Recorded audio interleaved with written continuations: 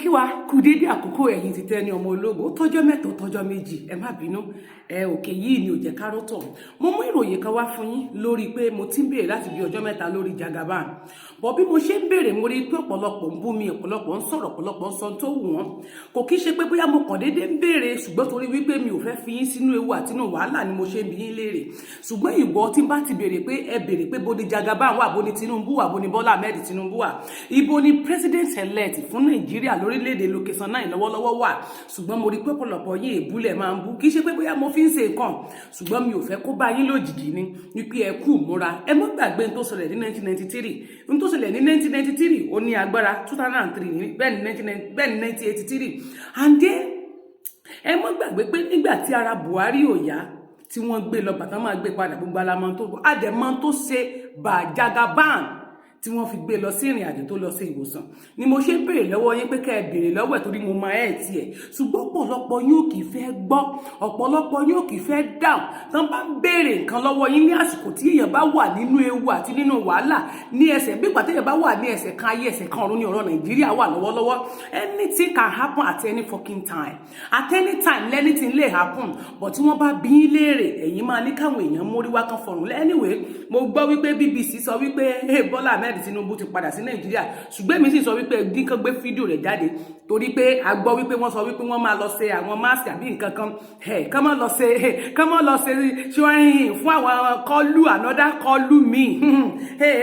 ebi mo sọ wípé kẹ́kọ̀ọ́ àmójúbà anyway ìyẹn lọ bẹ́ẹ̀ a tún gbọ́ pé wọ́n náà ti yọ MC Oluomo ẹ gbọ́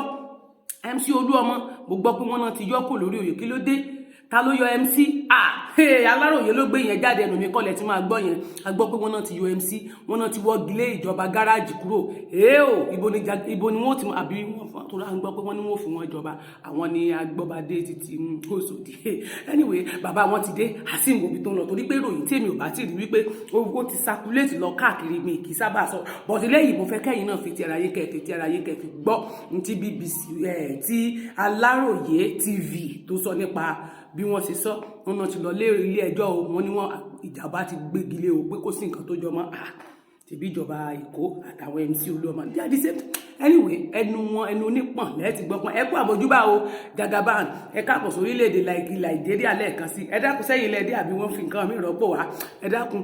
Ọlọ́run bá wa ṣe à ń retí yín ò kẹ́ ẹ bọ́ síta kẹ́ ẹ wá bá wa sọ torí àti míìsì yín ni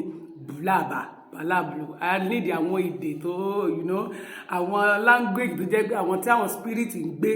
tá ti ọmọ jẹ̀gbẹ́ ẹ̀ débẹ̀ ó yá ẹ ṣé gan ni God bless you ẹ bá mi kún ìwé ẹ bá mi ṣe ẹ bá mi like God bless you thank you. ẹjọ́ yẹ àga nídìí MC Oluomo wọ́n wọ́gi lé ìgbìmọ̀ gáréèjì ẹ̀. ilé ẹjọ́ gíga tó ń rí sí ọ̀rọ̀ àwọn iléeṣẹ́ àti ẹgbẹ́ nílẹ̀ wa National Industrial Court of Nigeria NICN èyí tó fìkàlẹ̀ sílùú Èkó ti pàṣẹ pé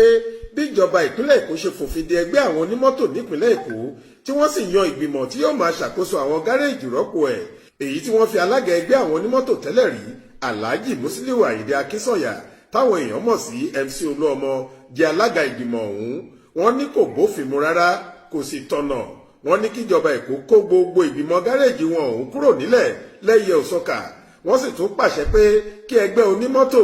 RTEAN padà sáwọn ibùdókọ̀ àti gáréèjì gẹ́gẹ́ bí wọ́n ṣe ń ṣe tẹ́lẹ̀.